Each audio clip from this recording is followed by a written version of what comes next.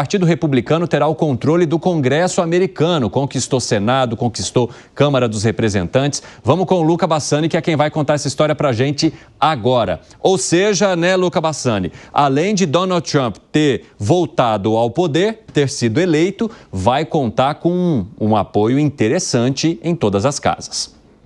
É isso mesmo, Evandro. Nós vemos que não só o Senado, que já tinha sido confirmado na semana passada, estará nas mãos dos republicanos.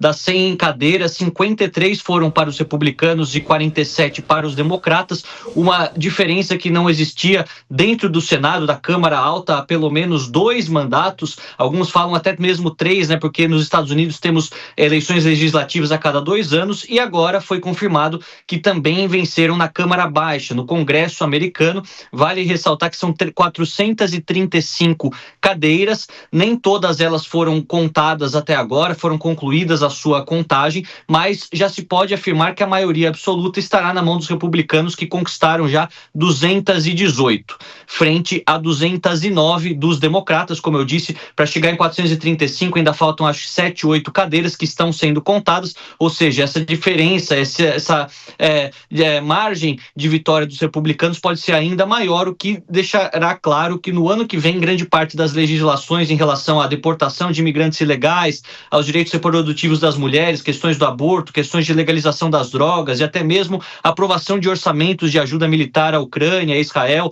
ou até mesmo também questões relacionadas à guerra comercial com a China, tudo isso que precisa ser aprovado dentro do legislativo terá uma margem boa para que isso aconteça, e o presidente Donald Trump terá pelo menos 2 anos de maneira muito tranquila para governar, o que dificulta bastante a posição da oposição, não só por ter perdido a presidência da República, mas também ter perdido agora o Senado e a Câmara, que já não estava nas suas mãos, mas sem conquistar mais cadeiras também no Congresso americano. Tudo indica que os democratas terão grande dificuldade para renovar o seu quadro de principais políticos, enquanto que os republicanos terão 2 anos tranquilos para governar e passar as principais legislações que foram prometidas durante a campanha. Muito obrigado pelas informações, Luca Bassani. Ô Alangani, como é que você avalia a escolha do eleitorado americano, que levou só vermelhos agora neste ano para o próximo mandato de Donald Trump? Pois é, um descontentamento muito grande do que a esquerda nos Estados Unidos, representada essencialmente pelo Partido Democrata, estava defendendo. Uma desconexão muito grande em relação aos reais problemas da população. Enquanto eles falavam muito ali de ideologia de gênero, linguagem neutra, a população estava preocupada com segurança pública, aumento da criminalidade nos Estados Unidos, questões de fronteira e problemas econômicos. Donald Trump fez um discurso bastante pragmático, não só o Donald Trump, como também demais membros do Partido Republicano, tanto é que foi uma vitória acachapante, porque leva a Câmara, leva o Senado, leva também o Executivo, vários estados, né? O mapa fica praticamente vermelho e ainda tem de quebra a Suprema Corte, que é de maioria conservadora, tem tudo para fazer um bom governo. Piperno, como é que você avalia esse movimento? Sem dúvida nenhuma, um quadro bastante favorável ao presidente Trump. Ele vai assumir com uma tranquilidade que nenhum dos seus antecessores teve, né? Mas eu quero saber o movimento do eleitor americano, né? Por que você acha que resolveu avermelhar tudo ali, em todos os poderes?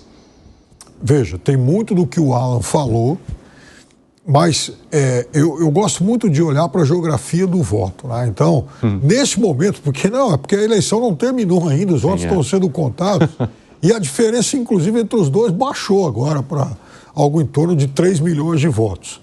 O que dá, por enquanto, nesse momento, 2% de diferença.